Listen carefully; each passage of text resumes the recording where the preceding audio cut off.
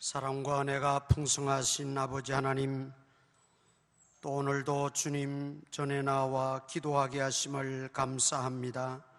지치고 힘든 우리의 심령들이고 몸이지만 또 기도가 영혼의 호흡인 줄 알아 우리가 하나님과의 지속적인 교제를 우리가 가지기 위해서 또 귀한 자리로 나왔습니다. 먼저 말씀을 듣겠사오니 마음 문을 열어주시고 하나님 말씀을 듣고 깨닫고 그 말씀을 실천함으로 복 있는 자들이 되어지게 하여 주시옵소서. 또 아버지 두고 가정들도 지켜주실 줄 믿사옵고 예수님 이름으로 기도드리옵나이다. 아멘. 야고보서 2장 1절입니다.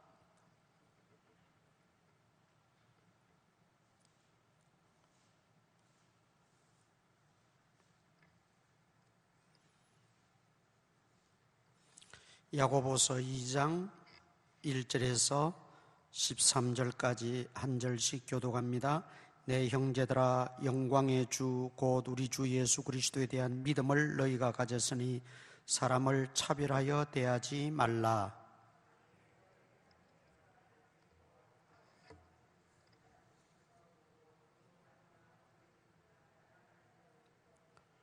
너희가 아름다운 옷을 입은 자들을 눈여겨보고 말하되 여기 좋은 자리에 앉으소서 하고 또 가난한 자에게 말하되 너는 저기 서 있든지 내 발등상 아래 앉으라 하면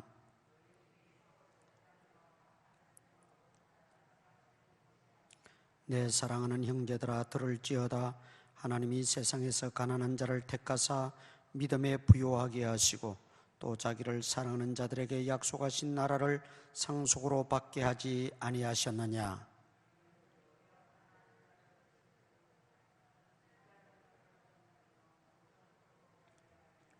그들은 너희에게 대하여 일컫는 바 그 아름다운 이름을 비방하지 아니하느냐.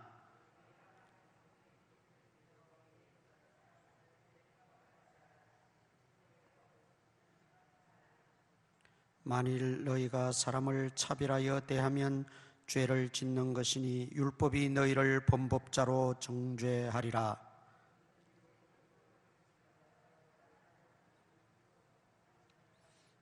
간음하지 말라 하시니가 또한 살인하지 말라 하셨은즉 네가 비록 간음하지 아니하여도 살인하면 율법을 범한 자가 되느니라.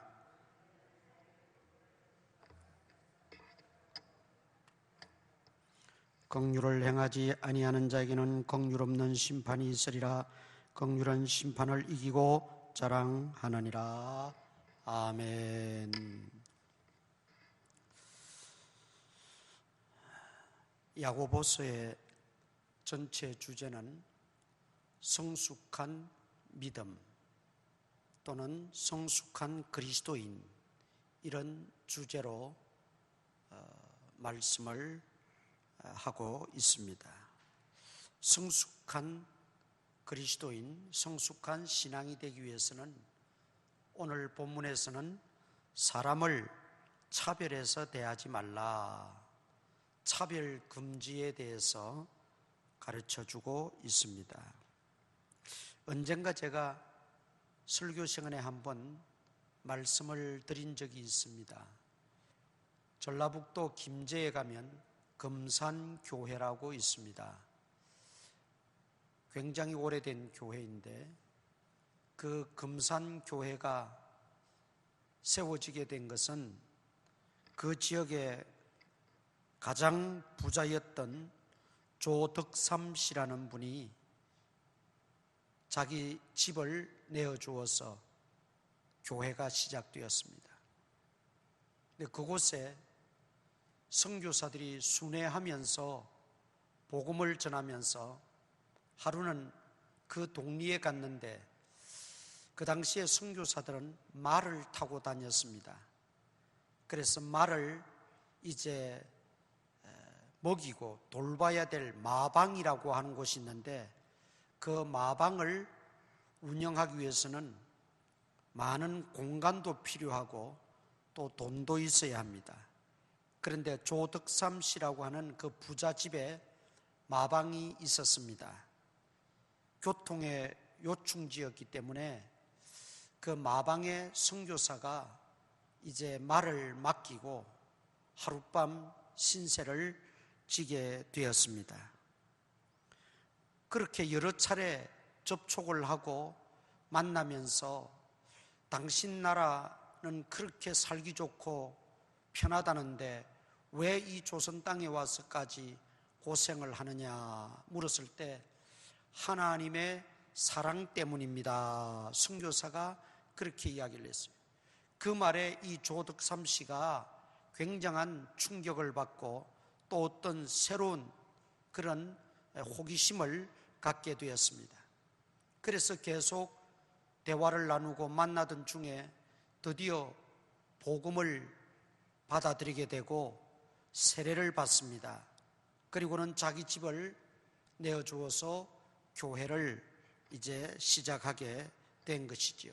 그런데 그 집에 마방을 돌보면서 종살이하는 이자익이라는 청년이 있었습니다.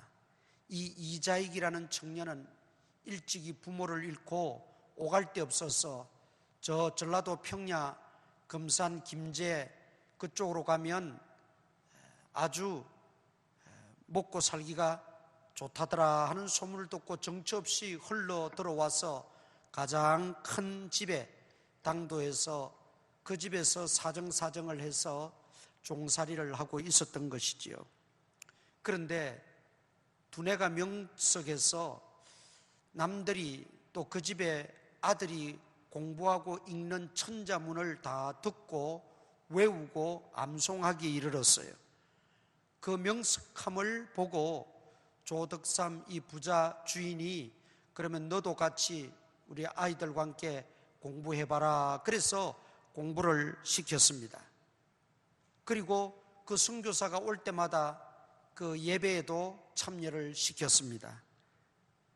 그곳에서 이 이자익이라는 청년은 복음을 받고 그도 그리스도인이 된 것이지요.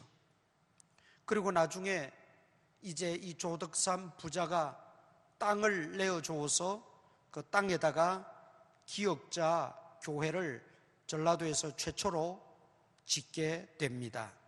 그 기역자 교회는 가운데 강도상이 있어서 설교를 하면 한쪽에는 남자, 한쪽에는 여자, 또 남자들 가운데도 절반은 주인들, 또 절반은 종들, 머슴들 이렇게 구분을 해가지고 자리를 앉아서 이제 예배를 드렸던 거지요.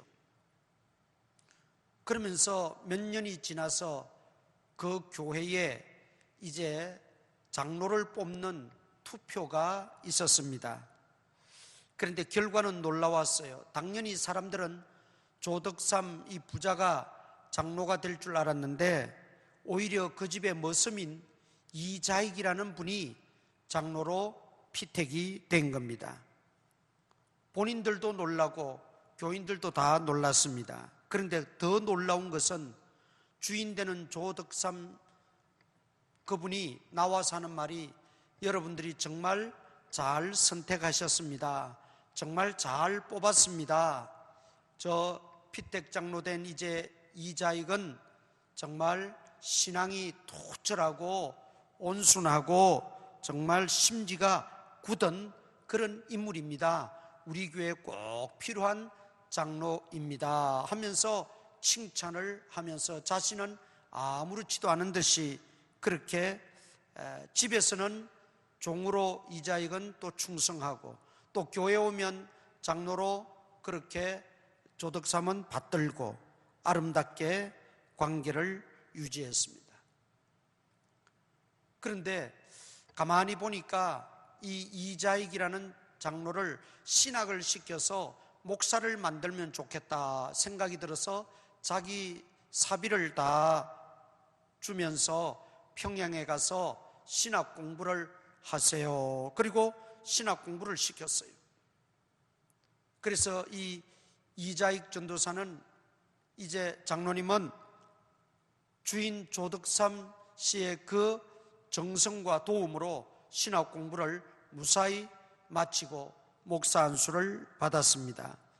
선교사가 개척하고 일대 초대 목회자로 있던 그곳에 조덕삼 장로는 그 이후에 이제 3년 뒤에 장로가 됐습니다마는 장로는 이장익 목사를 2대 담임 목사로 모시는 일에 앞장을 섰습니다. 그리고 그 이장익 목사님은 그곳에 와서 목회를 잘 하시다가 우리 장로교회 총회장까지 하셨습니다.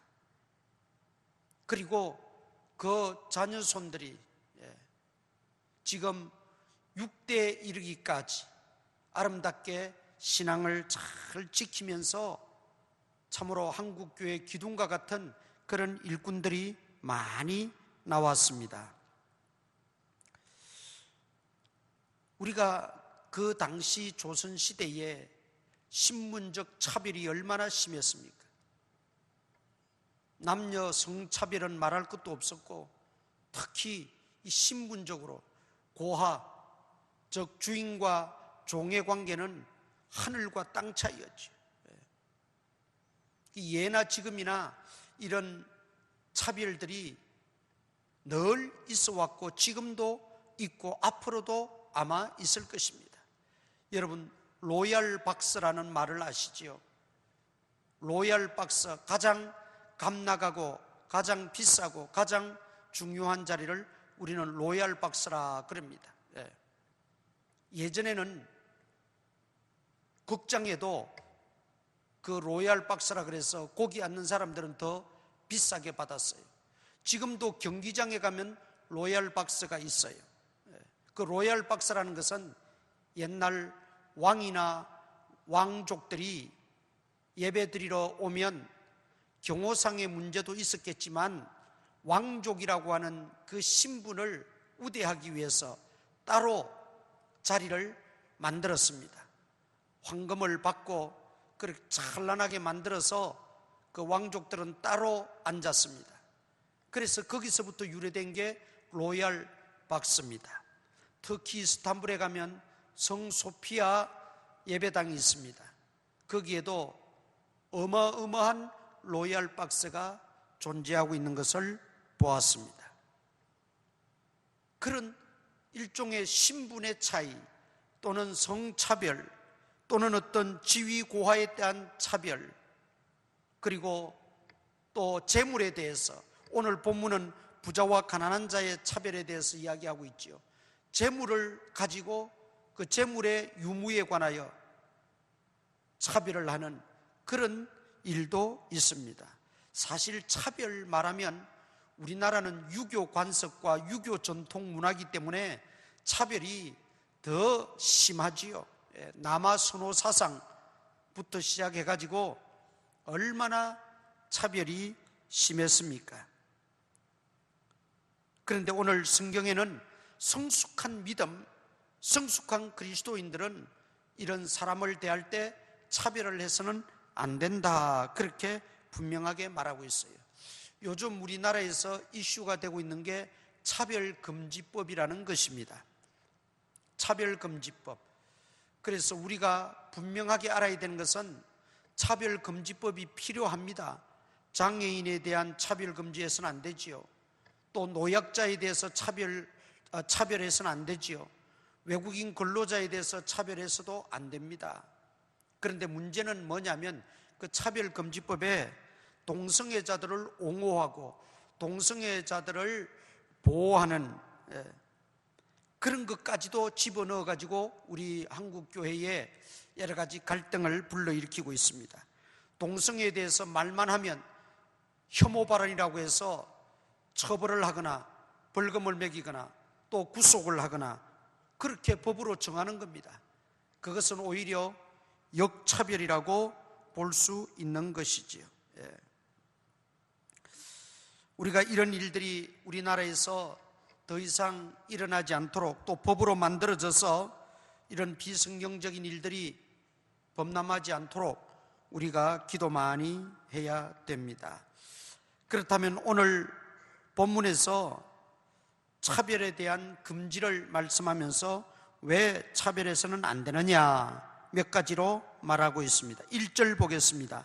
내 형제들아, 영광의 주 곧 우리 주 예수 그리스도에 대한 믿음을 너희가 가졌으니 사람을 차별하여 대하지 말라. 믿음을 가졌기 때문에 더 이상 차별해서는 안 된다 이 말이죠. 새로운 피조물이 되었기 때문에 옛 습성, 옛 문화, 세속의 그런 문화는 남녀도 차별하고 신분을 고하에도 차별을 하고 지위 고하를 가지고도 차별하고 학식을 가지고도 차별하고 재물의 유무에 대해서도 차별을 하지만 더 이상 너희는 믿음을 가졌으니 그런 것은 차별해서는 안 된다 그렇게 말하고 있습니다. 믿음을 가졌으니 이제는 우리가 의식이 바뀌어져야 되고 우리의 관습이 달라져야 된다는 것이죠.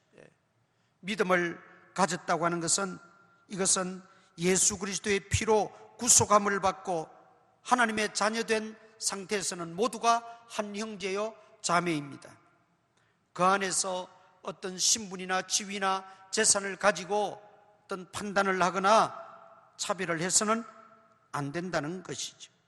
2절, 3절 봅니다. 만일 너희 회당에 금가락지를 끼고 아름다운 옷을 입은 사람들이 들어오고 또 남루한 옷을 입은 자가 들어올 때에, 그럴 때에 차별해서 좋은 자리에 앉히고 또 좋지 않은 자리에 앉히고 이래서는 안 된다는 말이죠. 우리나라에서도 특별히 이 자리 문제가 굉장히 신분을 나타내는 중요한 하나의 표시가 되고 있지요.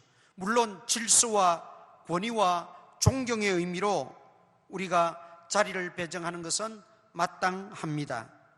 그런데 그 자리로 함부로 사람을 판단해서는 안 된다 이 말이지요. 알버트 슈바이처 목사님이 아프리카 성자로서 이제 아프리카의 선교와 봉사행위를 마치고 그가 영국에 배를 타고 와서 또 기차를 타고 이제 고향으로 돌아올 때 3등 칸을 탔다 그래요. 그 3등 칸은 뭐 1등 칸, 2등 칸, 3등 칸 이렇게 가격 따라 구분이 되는데 그 3등 칸에는 주로 노예들이나 흑인들이 주로 앉는 장소고 사용하는 칸입니다. 그런데 슈바이처 박사님을 몰라보고 그 3등 칸에 탔으니 가장 가난하고 뭐 가진 것 없고 존재감이 없는 것으로 알고 그 차장이 아주 멸시를 하고 흑인들 대하듯이 똑같이 그렇게 멸시를 했어요. 그런데 그가 기차에서 내렸습니다. 모두가 1등 칸 앞에 가서 기다렸습니다. 그런데 보이질 않아요. 2등 칸 앞으로 갔습니다. 그래도 보이잖아요. 나중에 저 꼬리에서 가방 하나 들고 터득터득 걸어오는 슈바이처 목사님을 발견하고 모든 기자들과 모든 사람들이 그에게 몰려들었습니다. 그때야 이 차장이 이분이 누구인지를 알았던 것입니다. 얼마나 부끄럽고 창피하고 얼마나 후회스러웠겠습니까? 바로 교회 안에서도 그런 일이 있어서는 안 된다 이 말이죠. 자리의 문제로 어떤 사람을 차별하거나 무시하는 일이 있어서는 안 되고 판단하는 일이 있어서는 안 된다 그렇게 말하고 있습니다. 4절 봅니다. 너희끼리 서로 차별하며 악한 생각으로 판단하는 자가 되는 것이 아니냐. 여러분, 우리가 사람을 차별해서는 안 되는 이유가 바로 악한 생각으로 판단하는 것이 되기 때문입니다. 판단은 오직 하나님만이 하실 수 있어요. 심판주는 오직 예수, 오직 하나님만이 참된 심판주이십니다. 우리 사람은 사랑의 대상입니다. 사람은 함부로 판단하거나 함부로 정죄해서는 안 된다는 말이죠. 여기 판단을 말하고 있는데 이 판단은 우리가 하나님 앞에 섰을 때 받는 판단을 말합니다. 그러니까 최종적인 판단이죠. 최종적인 심판. 그런데 우리는 이 땅에서 함부로 그 최종적인 판단, 최종적인 심판 발언들을, 행동들을 서슴없이 하고 있지는 않는가라는 것입니다. 그런데 이렇게 하는 것을 악한 생각이라 그랬어요. 악한 생각으로 판단하는 자가 되는 것이 아니냐 그랬어요. 왜 악한 생각이라고 했을까요? 자기는 옳고 자기는 의롭고 자기는 아무런 잘못이 없고 자기가 기준이 되어야 되고 자기가 마치 무슨 표대인 것처럼, 표준인 것처럼 그렇게 행동하기 때문입니다. 한마디로 교만이요, 오만함이요, 거만합니다. 그래서 이 모든 것들을 성경은 악한 것이라 그렇게 말하고 있습니다. 또 우리가 차별해서는 안 되는 이유가 있습니다. 5절 말씀 봅니다. 5절에 내 사랑하는 형제들아 들을지어다 하나님이 세상에서 가난한 자를 택하사 믿음에 부요하게 하시고, 여러분, 가난한 자나 부요한 자나 하나님이 택해서 믿음에 부요하게 하는 게 중요합니다. 하나님이 얼마나 돈을 많이 벌었느냐, 네가 얼마나 많은 재산을 가졌느냐, 그것보다도 하나님 보시는 것은 믿음이라 그랬어요. 믿음이 없이나 하나님을 기쁘시게 못하나니. 그래서 우리는 믿음에 부요해야 됩니다. 믿음도 부요하고 물질에도 부요하면 얼마나 좋겠어요. 그런데 사람들이 판단하고 보는 것은 믿음을 보지 않고 그 물질의 부요함, 그것만 보는 것이 실수하는 것이고 잘못된 것이라는 거죠. 하나님은 가난한 자도 택해서 얼마든지 믿음에 부요한 자가 되게 하신다는 것입니다. 그래서 우리가 그 믿음을 멸시하는 것이기 때문에 차별해서는 안 된다는 거예요. 단순히 물질적인 거, 재물적인 거, 외모적인 것만 보고 판단해버리면 그 중심, 그 믿음을 우리가 놓치게 되는 것입니다. 그 다음에 또 우리가 차별하지 말아야 될 것은 5절 하반절에 뭐라고 말합니까? 또 자기를 사랑하는 자들에게 약속하신 나라를 상속으로 받게 하지 아니하셨느냐. 믿음으로 부요하고 아무리 가난해도 믿음으로 천국에 가게 된다, 이 말이죠. 천국 백성이 된다는 것이죠. 천국 가면 우리가 다 함께 삽니다. 그때는 차별이 없습니다. 부요하고 가난함이 없습니다. 그때는 잘나고 못나고가 없습니다. 천국에는 다 동일합니다. 하나님 앞에서 다 동일한 존재. 그러니 한 형제 자매인이 이 땅에서부터 우리는 차별하거나 판단해서는 안 됩니다. 왜냐하면 하나님 앞에 가서 동일한 그 형제를 만났을 때 내가 부끄러움을 당하게 되기 때문입니다. 그 다음 또 우리가 차별하지 말아야 될 것은 무엇입니까? 7절 봅니다. 그들은 너에게 되길 걷는 바 아름다운 이름을 비방하지 아니하느냐. 오히려 부자들은 자기가 권력이 있고 부를 가졌다고 하는 것 때문에 믿음을 폄훼하고 믿는 자들을 박해하고 믿는 자들을 잡아가두고 비방하고 이런 일들이 많다는 것이죠. 지위가 높고 권력을 가지고 있고 부자이고 신분이 특별한 사람들이 신앙에 방해가 되는 경우가 더 많습니다. 그러므로 우리는 가난하다고, 신분이 미약하다고 그 중심 믿음은 보지 않고 겉만 보고 판단하고 차별해서는 안 된다라는 것이죠. 그 다음에는 8절 9절입니다. 너희가 만일 성경에 기록된 대로 내 이웃 사랑하기를 내 몸과 같이 하라 하신 최고의 법을 지키면 잘하는 것이다. 성경의 핵심은 바로 이것이죠. 첫째는 하나님 사랑, 둘째는 이웃 사랑입니다. 이것이 성경의 최고의 핵심입니다. 계명의 핵심입니다. 이것을 어기게 되기 때문에 우리가 차별해서는 안 된다, 이 말이죠. 다른 거 다 지키면서 이 최고의 법, 첫째 되는 계명, 둘째는 이것이니 이 최고의 법을 어기게 되면 다른 거 다 아무리 지켜도 무슨 의미가 있느냐, 오늘 그렇게 본문에서 말하고 있죠. 가늠하지 말라고 해서 가늠하지 않았는데 살인했으면 그 계명 어기는 것이라는 거죠. 마찬가지입니다. 우리가 다른 계명을 다 지켰다 할지라도 사람을 차별하거나 또 멸시하게 되면 그것은 계명을 어긴 것이라, 이 말이죠.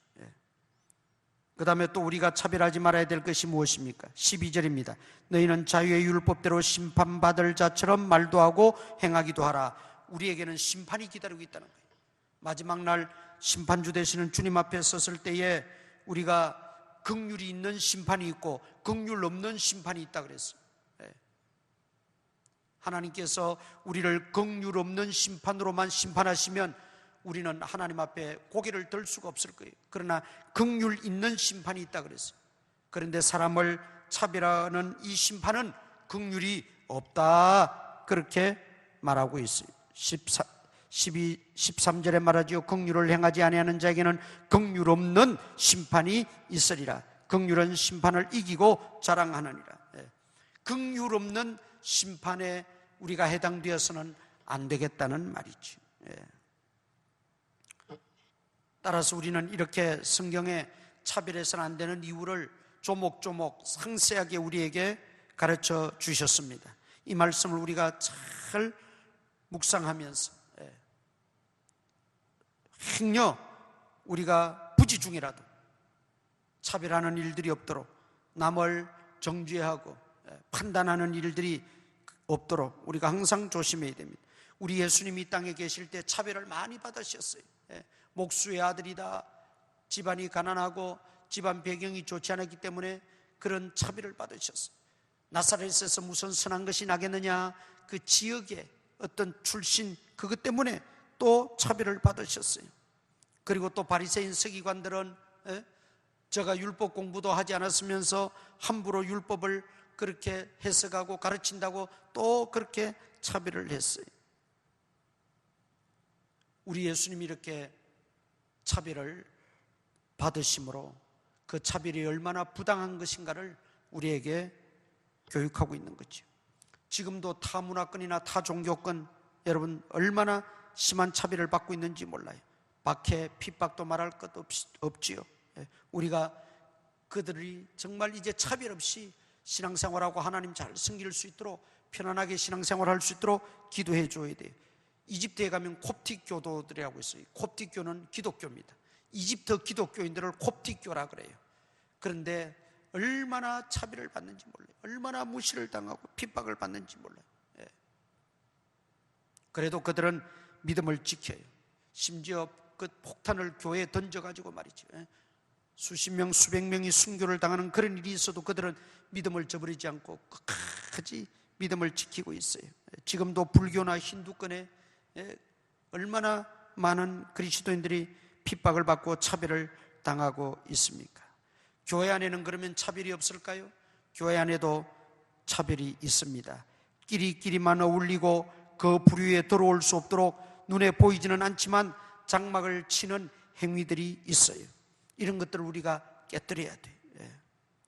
교회의 완성은 예수 그리스도 안에서 누구도 차별이 없는 완전한 동질감을 갖고 서로 사랑하고 나보다 남을 낮게 여기는 마음이 있어야 합니다. 비난이나 정죄, 판단, 차별, 무시보다는 이해와 관용과 인정하는 그런 분위기가 교회의 참된 모습이고 또 건강한 교회입니다. 신명기 16장 19절에 보면 사람을 외모로 보지 말라. 또 하나님께서도 사무엘 선지자를 통해서 사람들은 외모를 보니와 나 여호와는 중심을 보느니라, 그렇게 말씀하셨죠. 우리가 정말 보아야 할 것을 보고 칭찬하고 격려하고 또 그것을 널리 알려서 많은 사람들에게 귀감이 되게 하는 것은 좋을지언정, 우리가 차별하고 또 판단하고 무시하는 이런 일들은 교회 안에서 결코 일어나서는 안 될 일입니다. 아마 초대교회도 그런 일들이 교회 안에 있었기 때문에 차별하지 말라고 분명히 말씀하고 있을 줄 압니다. 차별이 없는 세상도 중요합니다. 그러나 우리가 우리의 영역이 미칠 수 없는 그런 세계적인 국가적인 그런 것보다도 우리 교회 안에서 내 주변 상황 속에서 나는 그 중심에 서 있는 자가 아닌가, 혹시 내가 이 말씀에 해당되는 자가 아닌가, 우리가 한번 우리 자신들을 면밀히 살피면서 다시 한번 새롭게 변화를 받고 우리 교회도 더욱더 건강한 교회, 성숙한 교회, 또 우리 믿음도 성숙한 믿음으로 전진해 나갈 수 있기를 주님의 이름으로 축원합니다. 찬송가 한 장 부르겠습니다. 88장 찬송 부르고 우리 통성으로 기도하겠습니다. 88장입니다.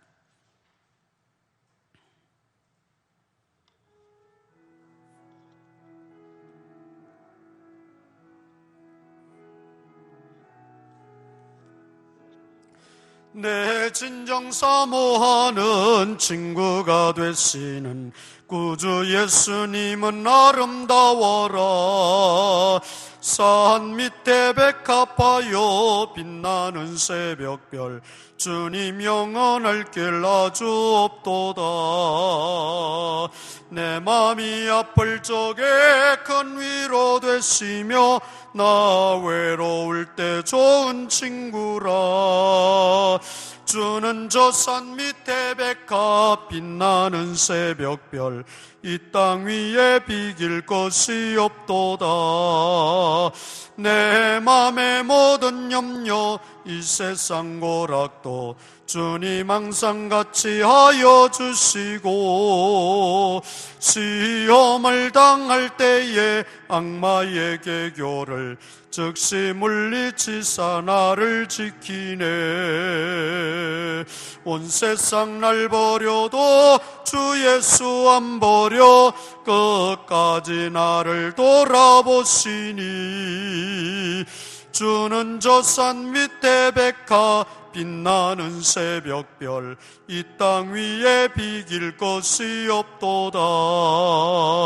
내 맘을 다하여서 주님을 따르면 길이 나를 사랑하리니. 물불이 두렵지 않고 장검도 겁없네. 주는 높은 산속 내 방패시라.